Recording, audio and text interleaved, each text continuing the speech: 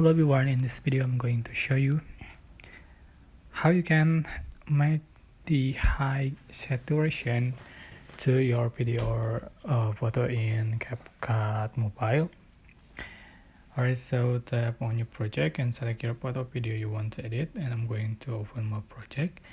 So usually to add the saturation we will go to adjustment and select the saturation and adjust it. All right, but all right,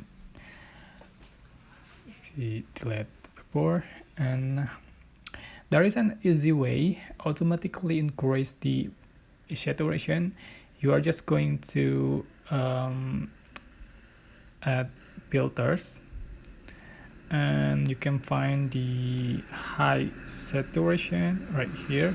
Just click on it and you can adjust, and then click check mark. All right,